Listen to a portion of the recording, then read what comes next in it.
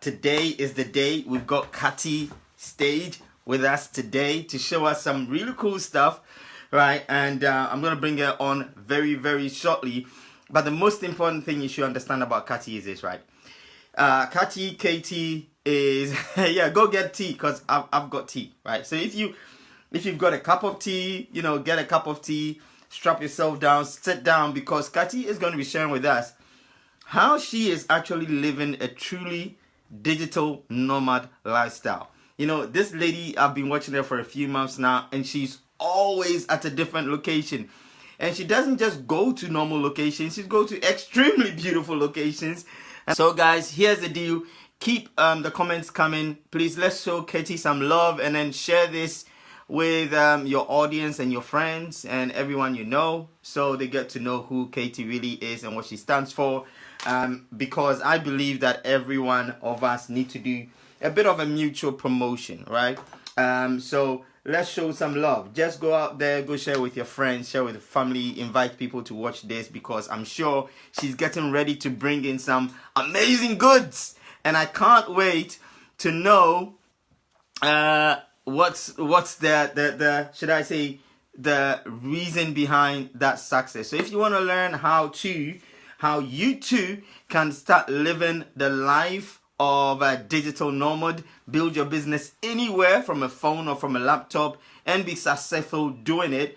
She's got a huge massive tribe and I'm grateful that she has accepted to be on this right here. So yes, so again, if you don't know Kati, she is the co-founder of Workshop Warriors. Now, to know a little bit about Kati at the end, just go to workshopwarriors.com. Truly authentic, genuine person, shares from the heart.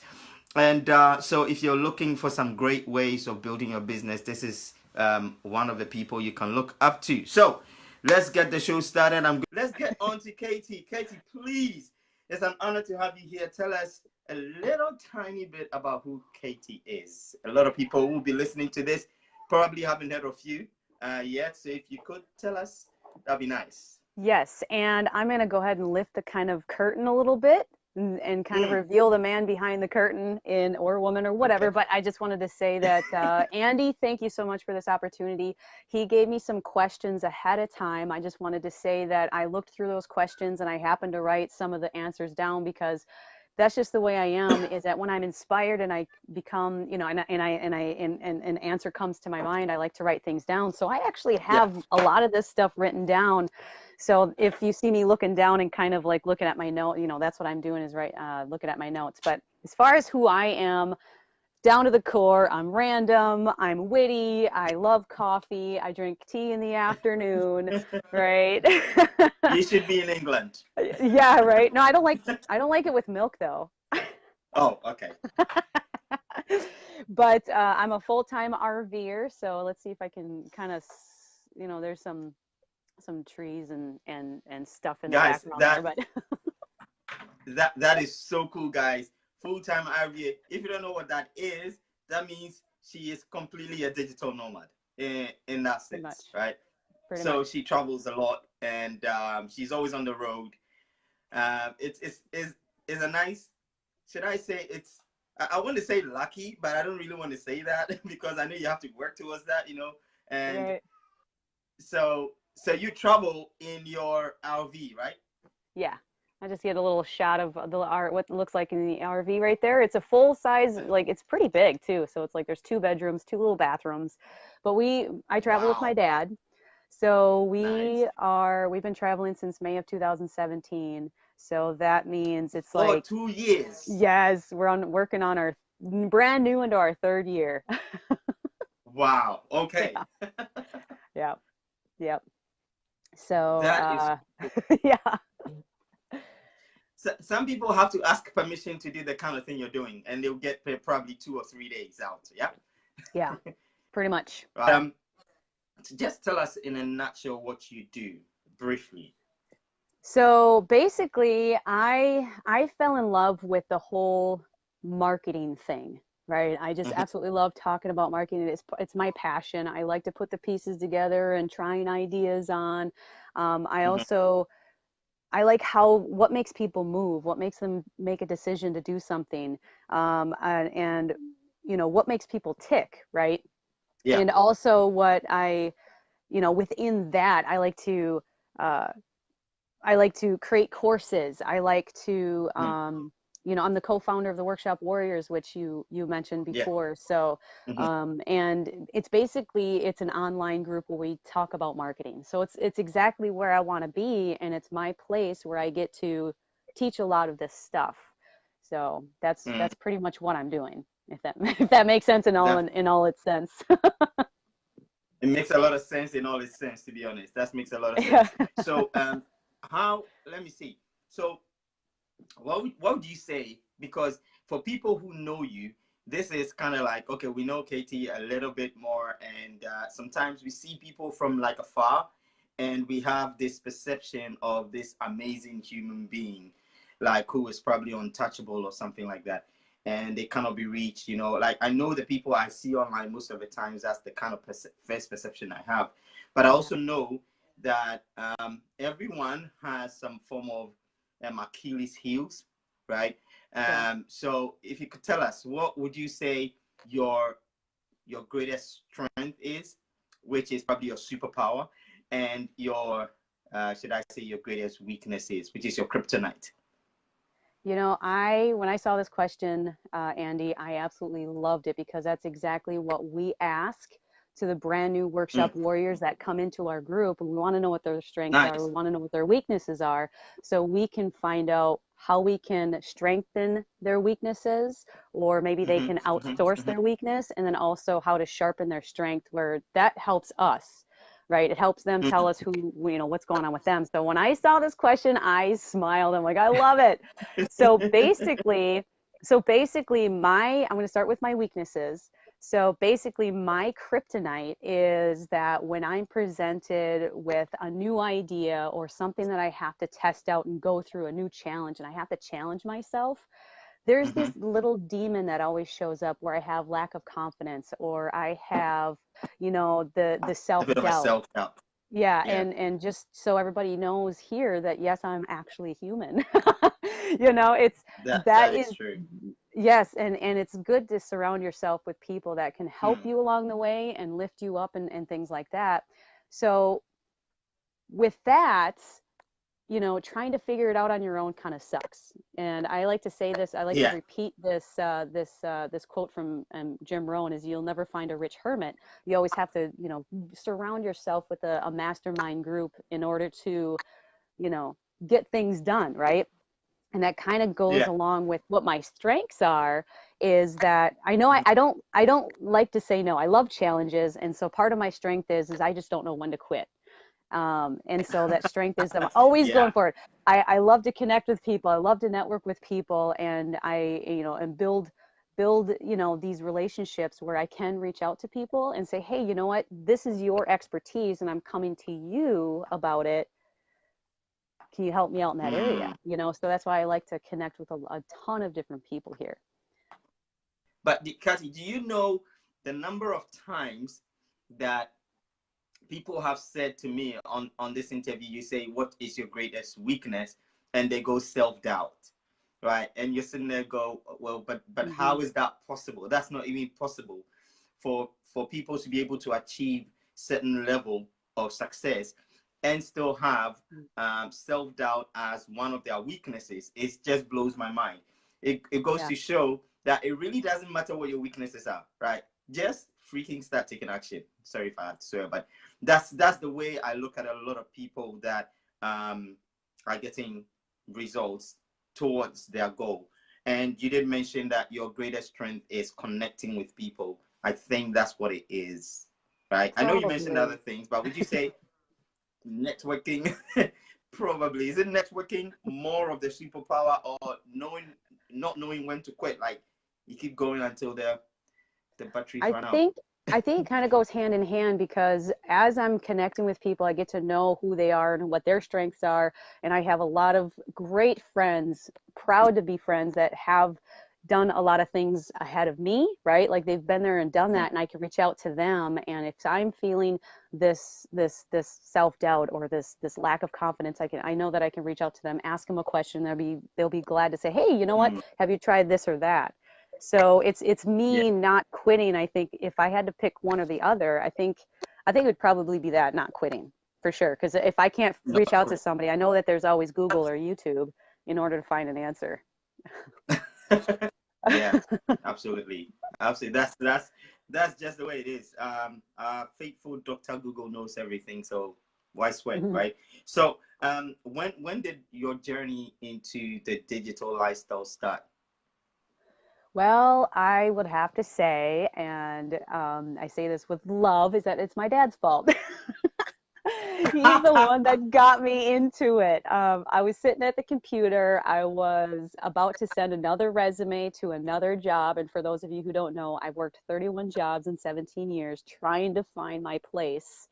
And not that I was a crappy 31. employee. I was a very ideal employee. Okay. I showed up on time. I even stayed late. I picked up shifts anytime. I was the ideal employee, but I was just trying to find my place after Yeah. I get bored easily or something like that. I don't know, but it was a lot of entry level jobs. I've never been to college. So I was Mhm. sitting at the computer and I was about to send another resume, and my dad calls me. He's like, you got to check this out. So, of course, that's how it all starts, with probably a lot of you who are watching this, and probably you, Andy, is that you know somebody that says, hey, I want you to check this out. So then I checked it Yeah. out, and it was just I fell in love right then and there, because that's where I learned that I can have complete control, Hmm. Hmm. anything, pretty much control. So Wow. that's what I So, loved about that. so Yeah. that is amazing. So it's not like one of those um stories where you have to see it over and because I know some people that were shown this idea of working for yourself quite a few times before Hmm. they decided to jump in. So you saw it, you fell in love, and you thought this is the best thing Hmm. since sliced bread, right? Yeah, right. And then you just started doing it, Yep. and that's it. That's Yep. I was that's hooked that's a ever nice one. since. So how long have you been going for? I started in I know it's like a quick one. 2013. April 2013 is when I started the whole digital thing. So I Right. already had so Oh, six nice. years. 6 years. I know. So you're in your sixth year right now, Yeah. and you've not had a job ever since. Well, I actually had to let go of my boss, though my very last boss, which was kind of hard because he was my friend. And Oh. I'm like, I'm going. I'm gonna go travel. I'm at the point in the business where I don't even need to have a job, so it was kind of hard, Mm. but it was still good at the same time because I just went out full time RVing. But that was May of 2017 is when that's my freedom date. So it's Yeah. May 9th, 2017. 2017. Wow. Mine is 15th November 2014. Oh, cool. Uh, it has a weird story to it. It has a very weird story to it, but we'll probably find out later on, right? So let's Yeah, talk I'll have to about you. interview What's the you goal? It would be nice. and make some in income from other people's work. So that is, Mhm. referring people to a system or referring people to a course that I Yeah. can get cut from, right? So that is Yeah. where you're diversifying and adding income, right? Mm, mm, mm. So I like Yeah. to do this. Affiliate marketing is amazing. Mhm. I really do like that. This is, So those are the five yeah. things that I'm teaching our workshop warriors a little at a time so they can grasp that. Yeah. And this is amazing. I know I missed like one thing. I missed number three, but we're going to talk about that. But the what I like the most is the last bit. People don't understand how easy affiliate marketing is, like, and Mhm. how easy it is once you have a central point. So there's always like this where you have a central point where everyone comes to. This is your like main hub where everything happens, and it's just gonna happen from there. Otherwise, you'd be a bit scattered, like you've got Yeah. things all over the place. But once you got a blog, everything is going to your blog.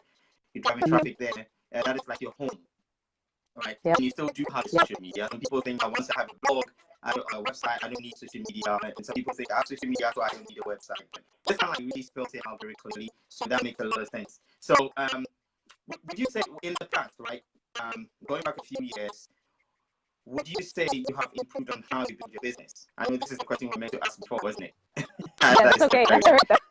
Yeah. And absolutely, definitely is something I like to say is, starting this online business back in 2013, I went Mhm. to seminars and events every 90 days.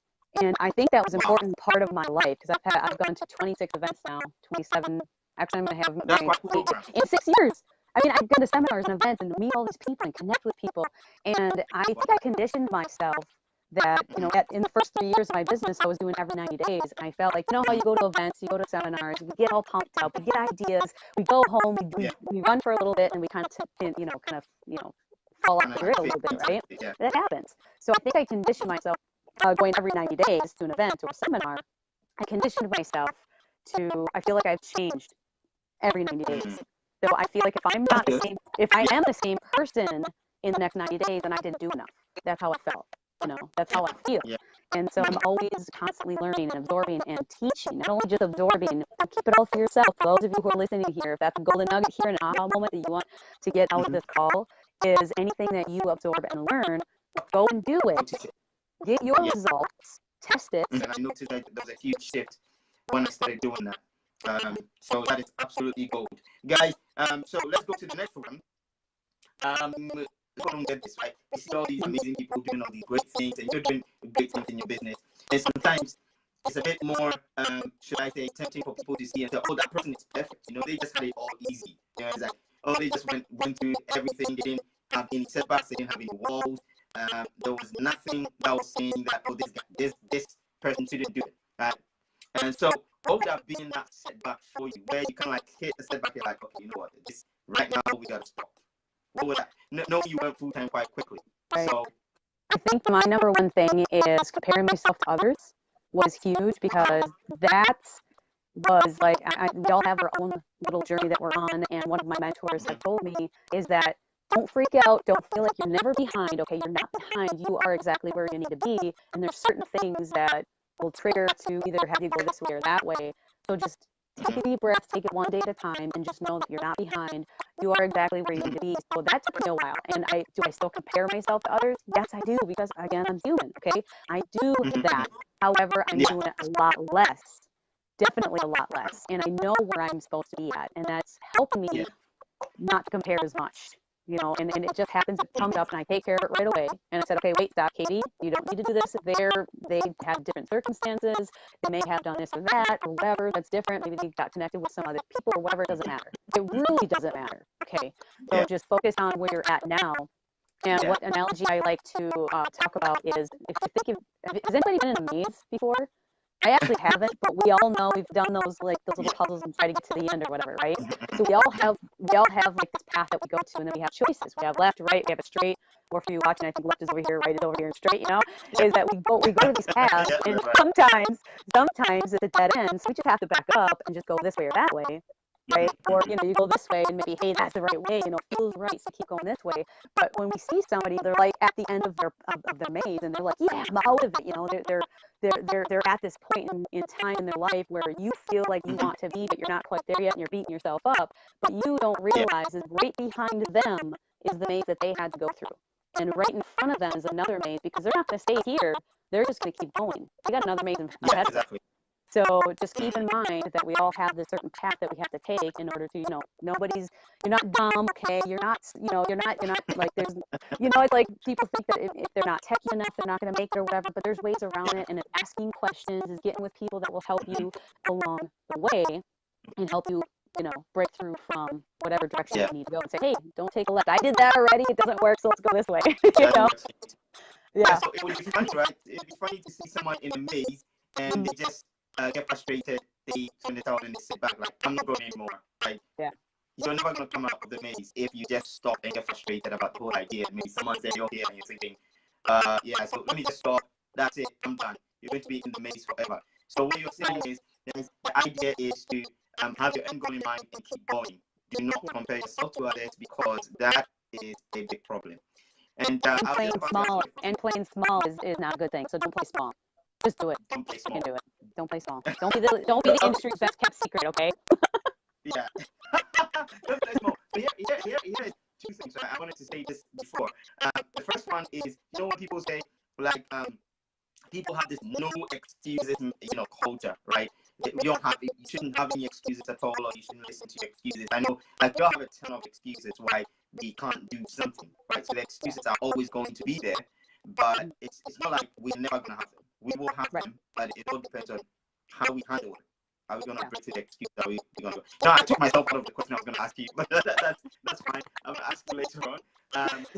So let me just say something about that, because let me just say that real quick, is that I think we know what distracts us. Okay, I said it before, and it says if you want to find a very successful entrepreneur, digital nomad, or whatever, they're gonna have the messiest house. Like the brilliant marketer is gonna have, because they know what's gonna distract them. It's a joke, right? But my point is that we have choices that we make every single day, and it's like if you distract yourself with the things that are not in your priority list, that's where we beat ourselves up. And we kind of know we should be doing something over here, and it's the little things that nobody wants to do. It's the tedious work. It's the things and going out of our comfort zone and all of that stuff, which sucks. It sucks. But that's where people find their aha moments. That's where people find meet people to connect. That's where people find their voices. That's where people find their, did I say aha moment already? I'm just saying that stuff is important to go through all of that. So don't distract yourself. Yeah, that is so true. I had was it Grant Cardone I had it from? And ever since I had it from Grant Cardone, I've used it in every situation I find myself. He said, usually when you go through a situation and you hit a moment of fear, that is a signal for you to go. That's the way he operates. So when it hits fear, he's going. That's one of the things he does. And so I know it's a little bit extreme for a lot of people, but if you have a fear syndrome, you're afraid of a lot of things, you're afraid to show up on the beat, probably a sign that you should just do it anyway. Because what's the worst that could happen? It wouldn't work, and then we all work around it, and we move on. So I wanted to ask you this question, which is out of the questions I put down. What does it mean to? Because a lot of people say, what does it mean to not play small? What do you mean by don't play small? That is interesting, because I didn't know what that meant for the longest time. Oh my gosh. I'm like, I don't get it. I thought I was playing kind of big or something, but playing small means hiding behind the camera. Playing small means not writing that email when you have something important to share. Playing small means not reaching out to somebody and talk to them and see what's up, right? And see what's going on in their life, and building that rapport, and that's doing the everyday thing like I talked about before, those little tedious things that nobody else wants to do, but it's going to connect you. It's going to connect the dots. It's going to give you the aha moments, and just going out there and putting yourself out there. As someone says, hey, I have a voice, I have a belief, this is my experience, I want to talk about what happened to me in this industry and what I've learned, and now I want to share it with you. We were on a workshop call yesterday, and someone was showing off a book that he was reading, and he showed off, hey, look, I'm highlighting.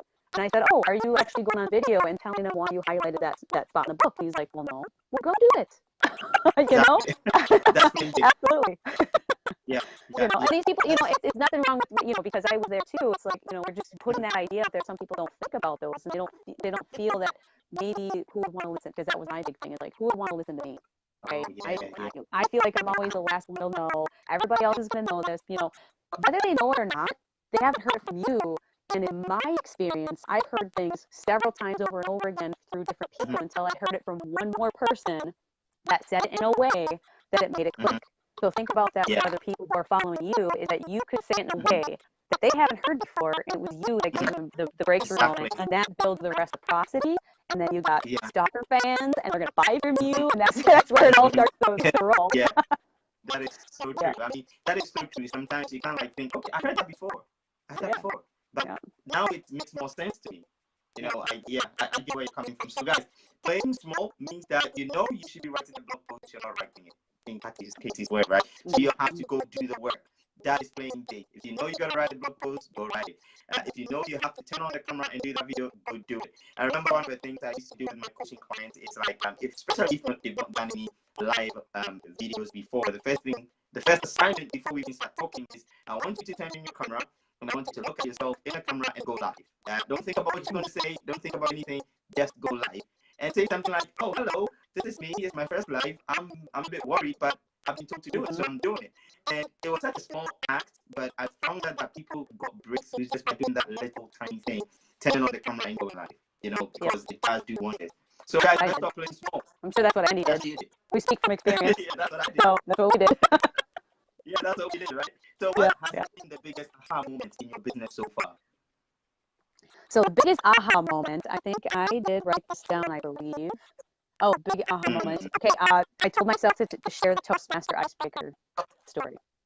Okay, Okay. for those of you who does not know who Toastmaster is, Toastmasters is an organization that's been around for like 75 years, and it helps people overcome the fear of public speaking. Basically, what it is, right? Whether it's to put it on paper and saying, it makes it, they can get a better job if it shows on paper that you're a leader in Toastmasters and you're a different level or whatever. So, my quick story is I was afraid of public speaking. Okay, I overcame the fear of video, and I knew the next thing was going to be public speaking. And I saw that Toastmasters was the perfect place to do it. And the very first thing, icebreaker, is the very first speech that you ever do in Toastmasters. And it's all about talking about yourself and why you joined Toastmasters. And I get really nervous when I talk about myself. Obviously, I'm not anymore because I had my aha moment. I went up there in Toastmasters, and before I made a speech, I made a speech, and I'm like, I wrote it out, and I'm like, I'm just not feeling it. I'm just getting more nervous and more nervous. I'm like, I don't know if I can do this. And for some reason, I finally signed up to it. I put it on paper. I said I'm going to do it on this date. And for that night when I got home after Toastmasters meeting, after signing up, inspiration hit me. So pay attention to what I'm saying here is that when inspiration hits you, you take action and see what happens, right? So inspiration hit me. All of a sudden, I couldn't stop writing. Because I like to write down ideas, even though it's chicken scratch and I can barely read it, I still write down the idea. I write it down, and all of a sudden, this memory starts popping up about me being in high school. And the very first time, is that more screaming? I thought I heard more screaming. But the very first time I spoke in front of anybody was in high school. The only time and the first time, and it was a very bad experience back in high school. I wasn't the most popular kid, and I wasn't the most unpopular kid, so I was the one being invisible, and that was my comfort zone, right? So that was my comfort zone. So to speak in front of people, I did this whole story about how I formulated these ideas and these things that could happen, the worst case scenario, which we always do in our heads. Yeah. And I said, I created that. I created the fear. Nothing bad happened. I didn't die, right? My fear was that whoever shows up is going to say that I'm wrong or that I don't know what I'm talking about. But I'm the one who created that. So once I started to get on video and I overcame my fear of public speaking, I realized that none of those people will show up. They won't. So I'm telling you right now here, okay, that those people will not show up. And if they do, exactly. And it's kind of funny how I feel like an oxymoron. They won't show up, but if they do, but let's just say, because nothing's guaranteed, if they do, just delete and forget. Okay, you don't need that drama. I actually have never in 6 years actually had a hater come at me. Maybe I had one, but it wasn't my fault. I should say that. It's not your fault. It's something that let me just say it like this, is that they're trying to get a rise out of you, and they're trying to put a perception of you that they don't know about, and it's on them. Now, you don't have to accept that gift. They're trying to give you a gift, and you say, you know what, I don't want that. That's your problem. It has nothing to do with me. You obviously have some issues, which, I completely love and respect you for trying to reach out to me and trying to take care of whatever it is that you need to do. But I'm going to go ahead and delete, and I'm going to forget. Maybe they'll cool off. Maybe they'll come back later. You know what I mean? But don't let that bother you at all. So that's just my little aha moment, is that we formulate these ideas and these things that may be bad, but it's not. It's not. It's like, go out there. That was part of playing small, is I was afraid of people that were going to show up to judge me when they didn't show up at all. So there you go. Wow. So I have written in huge massive green, delete and forget haters. And for those of you who don't realize, the more success you get, the more haters you attract. It's just a simple fact. They're not going to go away. They're always going to be there. So next question there, let's talk about, okay, so how would you say branding and social media have helped you attract new clients and partners? Right? Because the podcast is about branding and sales. So how do you say branding and social media would have helped you attract new prospects and new people into your tribe?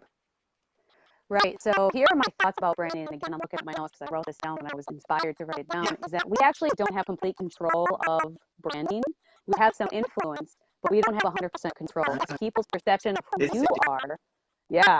So you do have some influence, but however, this is a quote that I wrote down. I was listening to, I listen to my church on YouTube, so I catch up on the messages, and this is what they said, and they're talking about who we echo, like what do we echo in our lives. So basically what the quote is our lives are going to leave an echo. The question is whether or not it will be one worth leaving. So basically what it's saying is what we are echoing, right? And we're inspiring people to do things, what's that going to echo back, right? And what's going to influence them to start